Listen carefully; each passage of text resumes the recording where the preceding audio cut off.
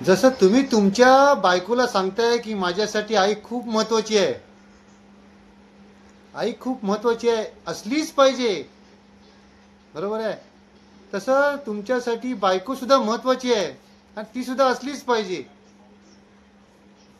मग हे जे तुमच्यासाठी आई महत्वाची आहे, तुमच्यासाठी बायको महत्वाची आहे, त्यावेळेला तीच महत्वाची गोष्ट जेव्हा एक्सेप्ट केली जाते, बरोबर ना, त्या टायमाला खरे म्हणजे नातेसंबंध रूढ होतात, घट्ट होतात. प्रत्येक गोष्ट आपण समोरासमोर बोलतो, शेअर करतो आणि यामुळे नातेसंबंध अधिक जवळ येतं, प्रेम वाढतं, वृद्धिंगत होतं.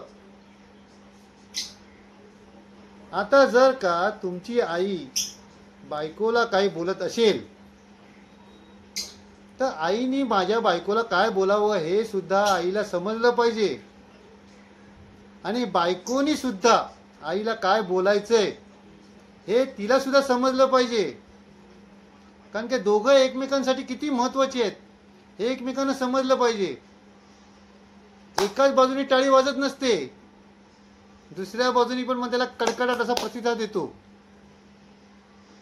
मग चूक कोणाची आहे? तर चूक ह्याच्यामध्ये दोघांची पण असू शकेल. मग ह्याच्यामध्ये नवऱ्याचं सँडविच होतं. तर ही नातेसंबंधाची स्पष्टता पाहिजे, चूक सुधारता आली पाहिजे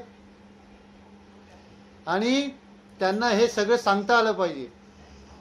मग बायकोची चूक आहे असं प्रत्येक वेळेला तिला निक्षून सांगण्याचा प्रकार कशासाठी? आईनं सुद्धा सांगायला पाहिजे ना, बरोबर ना.